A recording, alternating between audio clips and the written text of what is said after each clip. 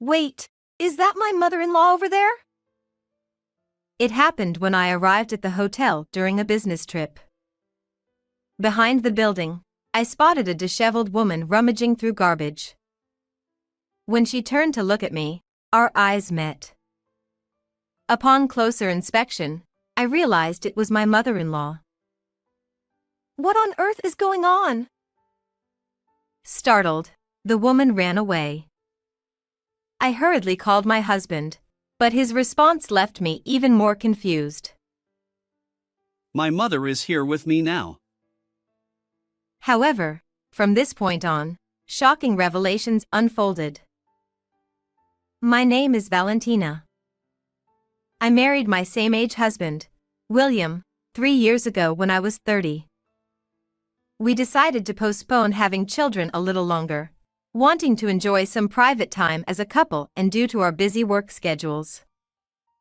While others often asked, "When will you have kids?" my mother-in-law was the only one who understood our perspective and supported us. I thought those peaceful and happy days would continue indefinitely. However, 6 months ago, William suddenly quit his job without any consultation. What on earth is going on? I asked. William replied, Well, I've been thinking about starting my own business. Age-wise, now seems like the perfect time. But, are you okay without any preparation? Don't worry about it, Valentina. William assured me without providing any further details. His impulsive decision left me genuinely bewildered. We had just built a house, which added to my anxiety. If you're starting a company, you'll need money, won't you? Have you thought about that? I think we'll get things up and running quickly, and I won't inconvenience you, Valentina.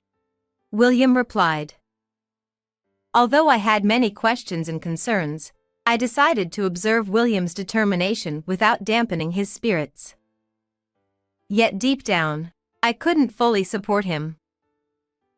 The next day, when I had some errands, I called my mother-in-law. He suddenly quit his job, and now he wants to start his own business.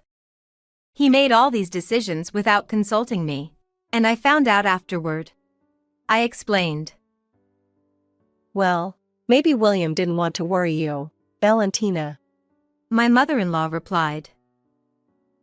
I hope so. But still. I hesitated. Trust him.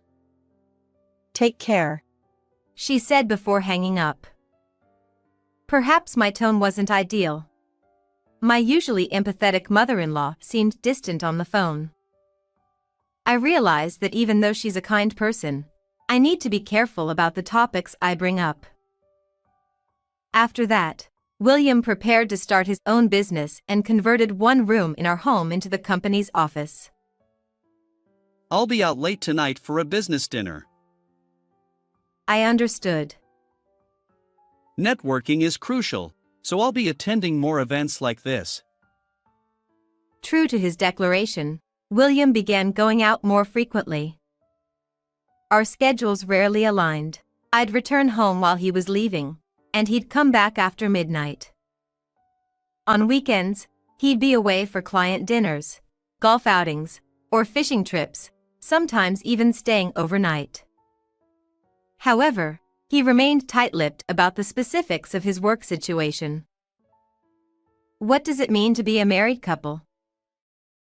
As time passed, our conversations dwindled, and I felt an inexplicable loneliness. Gradually, his independence started affecting our household finances. Valentina, can you cover this month's living expenses and the mortgage? I apologize. Is the business still not doing well? It's not that, but payments from clients take time, even after completing work. At this point, William had been running his business for only 2 months. Well, it's still early days. I reassured myself. As a full-time employee, I contributed to our household expenses, but William hadn't contributed anything. Hey, can you start contributing to our living expenses? We can't save like this. Determined to address the situation, I decided to talk to William. I'm tired, and I don't want to discuss money right now. Let's talk later. He dismissed my concerns. But we need to have a proper conversation about this. I insisted. Enough! You're always nitpicking. As my wife, you should silently support me. Suddenly, William raised his voice, his anger evident, and he even tried to strike me. Without an apology, he retreated to his home office. This is bad. We can't communicate. That incident shattered something inside me. With little connection between us, I began contemplating divorce. And then, as my own feelings solidified and I prepared for the future, I found myself on a business trip that required an overnight stay. Since it was in the state where William's parents lived, I decided to contact my mother-in-law directly to discuss my decision to divorce. I sent her an email, but unfortunately, there was no response. As the day of the business trip arrived, I landed at my destination and headed to the hotel to drop off my luggage. While passing behind the hotel, I noticed a disheveled woman rummaging through garbage. Perhaps sensing my presence, she turned around, and our eyes met. Initially, I felt like I shouldn't stare, but in that moment, my heart raced. Wait, is that my mother-in-law? The woman bore a striking resemblance to her, and considering that William's parents' home wasn't far from here, I briefly wondered if it could be her. However, I dismissed the idea. It couldn't possibly be true. Still, I attempted to approach and speak to her, but she fled before I could reach her.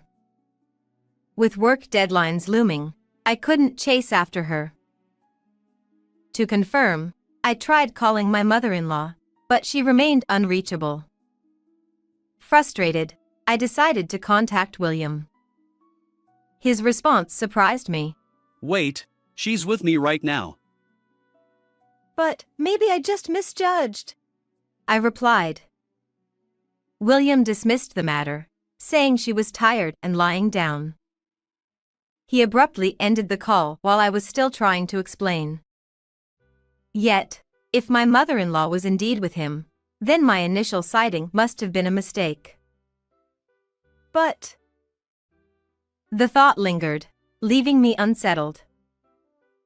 Driven by curiosity, the next day, just before checking out, I decided to explore the hotel's surroundings once more.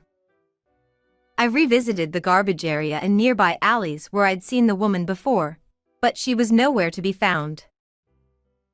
Let's check that spot one last time. If she's not there, I'll stop worrying about my mistake. With determination, I ventured a bit farther from the hotel to a nearby park. As I scanned the area, I noticed something between the trees, a cardboard-like object moving. Approaching, I saw a head and legs peeking out from the top and bottom of the box. You. I couldn't help but call out.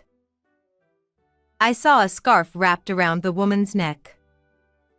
I had given it to my mother-in-law as a Mother's Day gift shortly after getting married, and she always wore it when going out.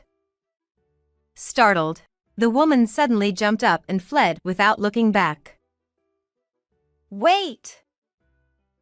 I called after her, but she disappeared. Could this woman truly be my mother-in-law? If so, what did William's previous statement mean? The confusion overwhelmed me. Back home, I resolved to ask William again. After returning home from my business trip, I found William in the middle of washing dishes. Welcome back. My mother just left a moment ago. She wanted to see Valentina too. He held two sets of dishes, indicating that someone had been there. Despite my lingering doubts about William, I decided to call my mother-in-law once more. However, the phone rang without connecting at all. Driven by curiosity, I visited my in-laws' house on my day off. What I saw there left me speechless. A vacant lot where the building used to stand. "What's going on? I haven't heard anything," I wondered aloud. Despite the confusion, I remained convinced that the disheveled woman I saw during the business trip was indeed my mother-in-law. Suspicious of William's silence, I resolved to uncover the truth. First, I desperately wanted to talk to my mother-in-law, so I set out to find her again. I continued to interact with William as usual, secretly investigating. This time, I went to a place that might hold crucial answers and tried to listen to what was said. As I learned more, hidden truths began to emerge. "I won't forgive this." Fueled by anger toward William, I decided to take matters into my own hands. 2 weeks later, William had been away for about 3 days on a business golf outing with distant clients. On the day he was due to return home, I had prepared everything and quietly waited for his arrival. It was 7 p.m. when I heard the sound of the front door unlocking, and there he was, William, entering the living room without even saying "I'm home." He tossed a large Boston bag onto the sofa. I'm exhausted. Make me some coffee," he demanded. "Welcome back. I have something to discuss," I said, undeterred by his tired demeanor. "Can't it wait? I'm already wiped out." William replied, furrowing his brow. But I pressed on. "I still believe the woman I saw during my business trip was your mother." "Are you still going on about that? It was just a passing resemblance. My mother was with me," he retorted, exasperated. Ignoring his sigh, I continued. "But when I visited your parents' home, it was gone, reduced to an empty lot." "What? You went to my parents' place? Why would you do that without telling me?" William's eyes widened, and he seemed ready to confront me. "Why were you so frantic today when I visited your mother before without any fuss?" I asked. "It's not like that. I'm not worked up," he stammered. "But you never mentioned demolishing the parents' house. What happened?" I insisted, locking eyes with him. William stumbled, offering a flimsy excuse. "I've never heard of that. I haven't spoken to my mother in a while." "Really? Wasn't I there on the day of my business trip?" "Well," his lie was transparent, and cracks began to show. He shifted uncomfortably and then lowered his gaze. Even when I pressed him, William remained tight-lipped. "Fine, I'll ask your mother directly," I declared. "What?" William's voice cracked as I opened the door next to the living room. "Mom?" he exclaimed, shocked to see his mother in the adjacent room. In truth, every time I had a day off, I visited hotels near my business trip destinations, hoping to find my mother-in-law. I had seen her wrapped in cardboard, sleeping in a park, and later sitting on a bench. Despite her initial attempts to flee, I managed to persuade her to talk. After hearing her side of the story, I promptly arranged a nearby hotel for her stay, part of my plan for retribution against William.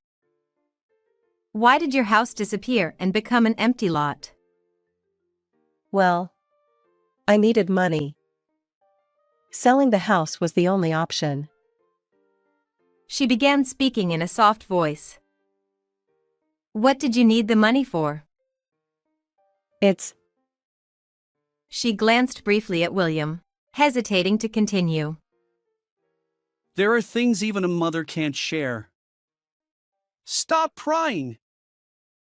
Perhaps seizing the opportunity while observing his mother's demeanor, William defended her. If your mother won't say, then I'll tell you, I said, nodding toward my mother-in-law, then taking a deep breath before addressing William. Because of the debt you asked her to take on, your mother had to sell the house, right? What? That's absurd. There's no way. He vehemently denied it, but I ignored his protest. Is what I just said accurate? When I asked, my mother-in-law nodded slowly but firmly. Come on, you two have no evidence. Are you trying to frame me? He slammed the table, shouting at both of us. I have evidence. I visited the company you left and heard the story, I said. At that moment, William fell silent, his previous intensity dissipating. In reality, I had been investigating William by visiting the company where he worked before starting his own business. There, I learned shocking facts. You didn't quit the company, you were fired, right? William remained tight-lipped, turning away. You had an affair with a woman from accounting, and you both misused company funds, leading to your dismissal, correct? Furthermore, the money they used was discovered later, and William agreed to repay it all at once to avoid involving the police and keeping it secret from the family. The company also wanted to avoid the complications of a police investigation, so they accepted the condition of repayment in exchange for dismissal. And that lump sum repayment?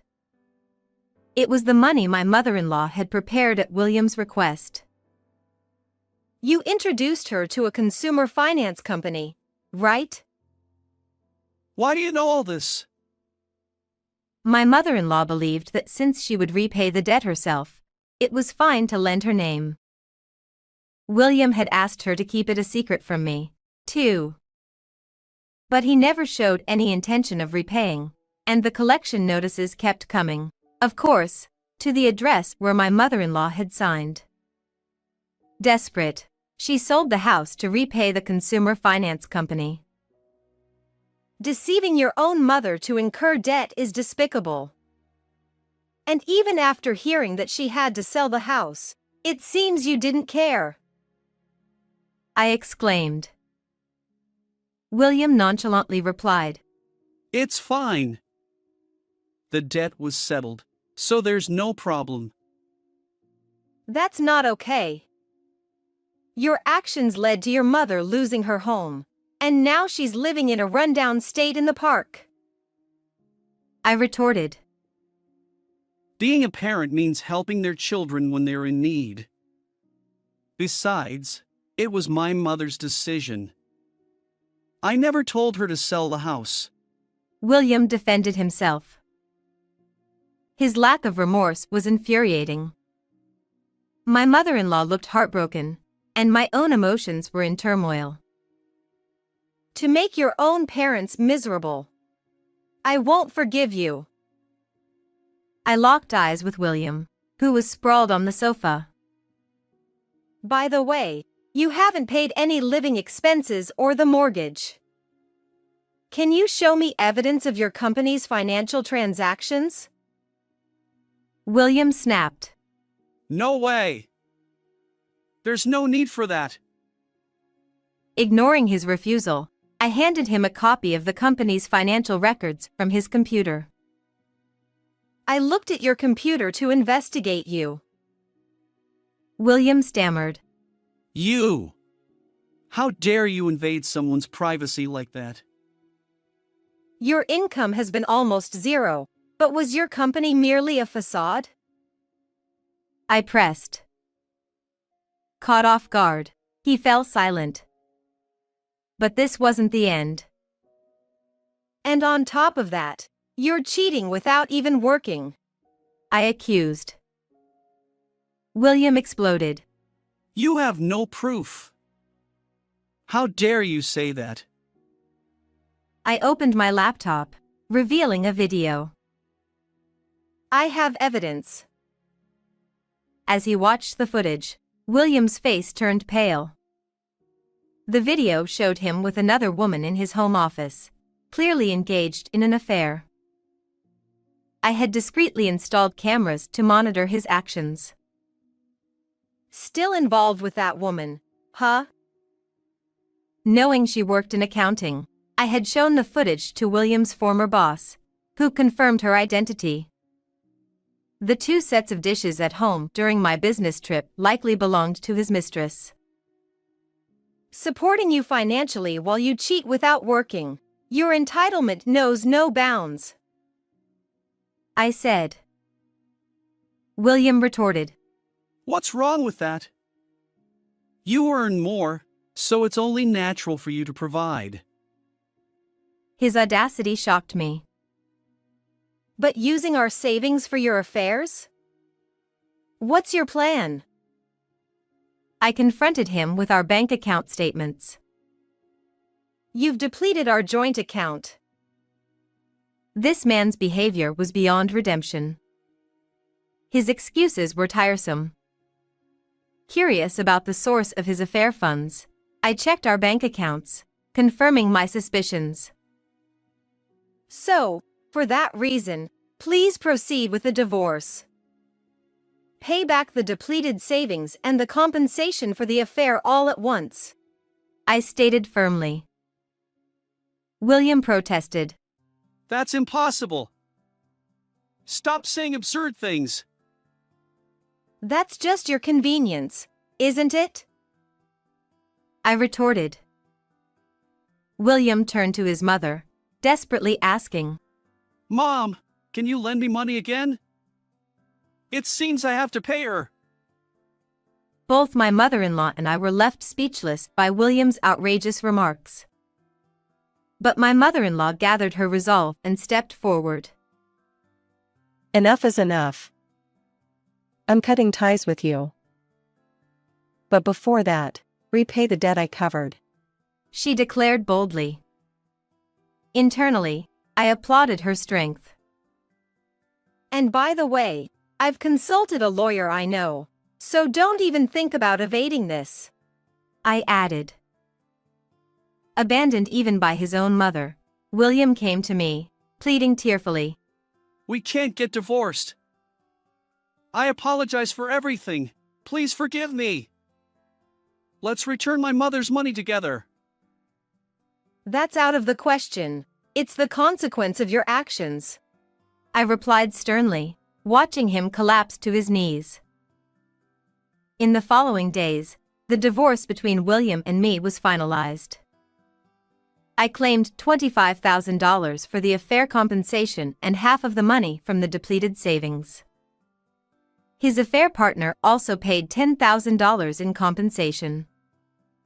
My mother-in-law demanded full repayment of the debt she had covered. I let him sell the house, which was under William's name and where I had been paying the mortgage, to start repaying my mother-in-law. Now, she can rebuild her life. I'm content living in an apartment, and William used the money from selling the house to make payments. However, he still has outstanding mortgage debt, and he's currently working away from home. As for me, I'm more dedicated to my work than ever. While I hope to find love again someday, for now, I'm enjoying my single life. How did you like this story? If you enjoyed it, consider subscribing to my channel. Until next time.